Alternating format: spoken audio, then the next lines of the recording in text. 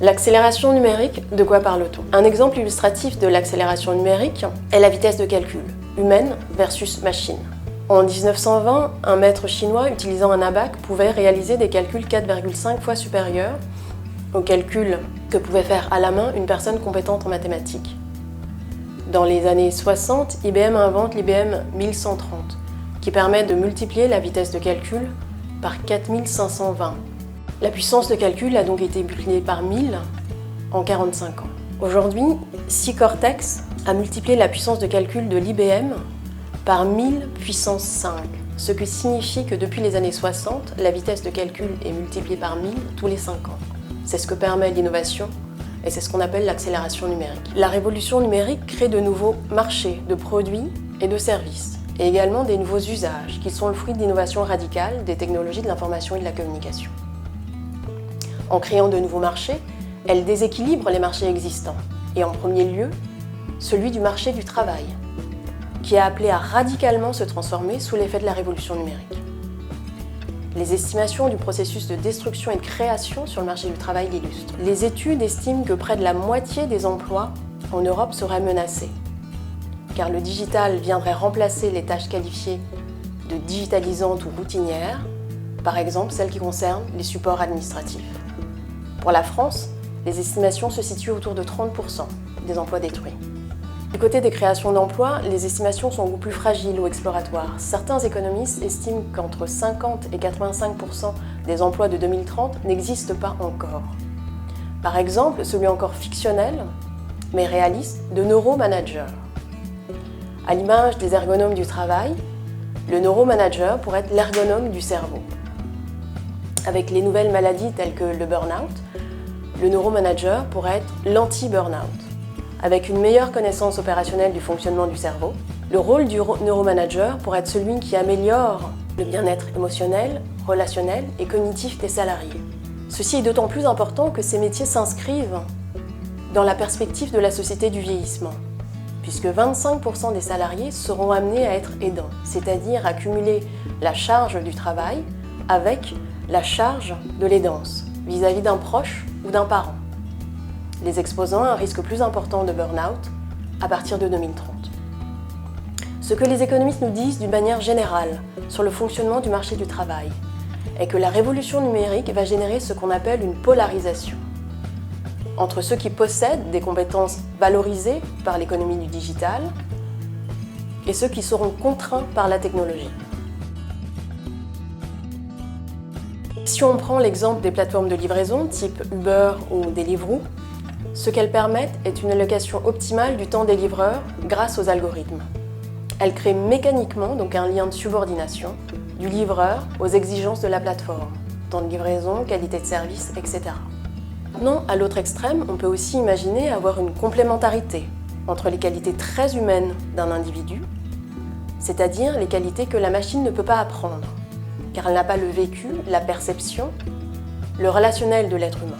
Et la capacité, par exemple, de l'intelligence artificielle, si on prend le domaine médical, à établir des diagnostics médicaux plus justes que le médecin. Car l'intelligence artificielle a une capacité supérieure à repérer ce qu'on appelle les régularités et les incohérences. Donc prenons l'exemple de Yora Health. Une compagnie américaine a décidé en 2015 de créer une plateforme pour avoir accès à toutes les données personnelles donc de santé de ses patients et en même temps de les associer, donc de les matcher à un coach de santé. Qu'est-ce que cela a permis de faire? Cela a permis de créer un accompagnement individualisé dans le suivi du traitement, dont on sait qu'il est clé dans la guérison du patient, puisque la plupart des patients ne suivent pas leur traitement correctement. Et donc ici, d'avoir un coach de santé, une personne humaine, pour suivre, à la fois écouter les peines, à la fois indiquer comment suivre son traitement, a permis de réduire les dépenses d'hospitalisation et également de réduire les dépenses de santé. Donc le pari est complètement gagnant puisque les dépenses d'hospitalisation étant réduites de 37% et les dépenses de santé de 12%.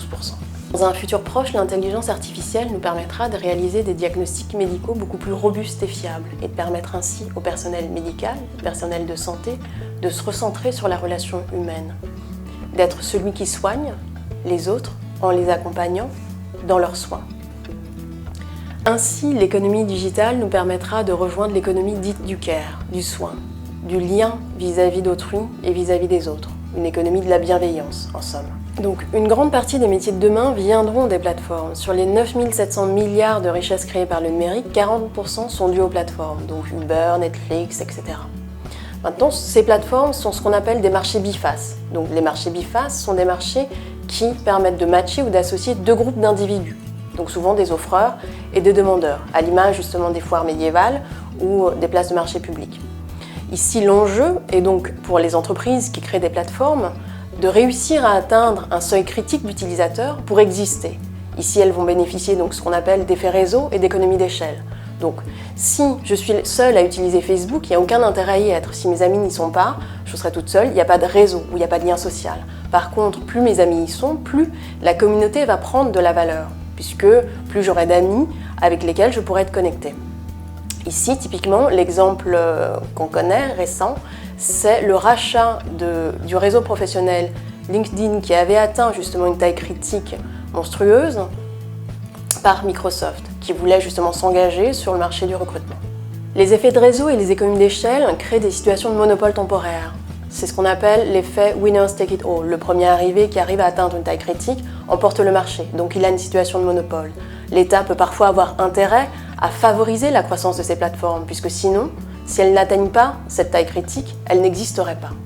Comme tout progrès, l'économie du digital crée des fractures numériques, sociales et générationnelles. Selon les derniers chiffres du World Economic Forum, 42% des citoyens européens n'ont pas les compétences basiques en digital. Ce chiffre est un tout petit peu plus important pour la France. Le développement de technologies inclusives œuvre à réduire ces inégalités, mais elles sont encore importantes. Le premier rôle du régulateur est donc d'inciter à innover et à rendre accessibles ces innovations. Le deuxième rôle du régulateur est de protéger les consommateurs et les citoyens face aux menaces sur les libertés individuelles. Nous autorisons Facebook et Google à accéder à nos données personnelles parce que nous voulons utiliser Facebook ou Google. En leur donnant accès à nos données personnelles, nous ouvrons aussi une brèche et un risque, une menace sur nos libertés individuelles, puisqu'ils peuvent aussi manipuler les données, influencer nos comportements. C'est sur cette faille des libertés individuelles que l'Union européenne a d'abord lancé la RGPD pour protéger l'utilisation de nos données personnelles, et sur un deuxième volet, elle lance le PAC Digital Services Act et Digital Market Act qui devraient entrer en vigueur en 2022. L'objectif est le même, protéger le consommateur et protéger le citoyen. Les grandes plateformes de type Netflix, Facebook, etc., YouTube, etc., auront une obligation de moyens pour garantir leur capacité à intervenir rapidement sur la diffusion de contenus illicites. Elles se verront également imposer des interdictions et des obligations pour maintenir et garantir un environnement en ligne ouvert, équitable pour les consommateurs et pour les entreprises, et ouvert à l'innovation par tous. Donc aujourd'hui, Google a le monopole sur nos données personnelles en termes de moteur de recherche, et si on n'introduit pas cette obligation de silotage, donc de séparer les activités moteurs de recherche avec les activités par exemple de promotion publicitaire, ça crée une concurrence déloyale avec d'autres acteurs qui voudraient également entrer sur ce marché-là. C'est pourquoi l'Union européenne va obliger donc ces grands acteurs, ces grandes plateformes à siloter leurs activités, donc à séparer leurs activités ou à se les refacturer. L'accélération numérique va engendrer des bouleversements radicaux sur le marché du travail, puisque 50 à 30% des emplois vont être détruits et de nouveaux emplois vont être créés, qu'on ne connaît pas encore. Et ces bouleversements radicaux sont également liés aux usages des consommateurs, aux usages des citoyens, ce qui implique une nouvelle réglementation qui devra s'adapter au fur et à mesure que nous appréhendons de mieux en mieux les risques et opportunités de l'accélération numérique.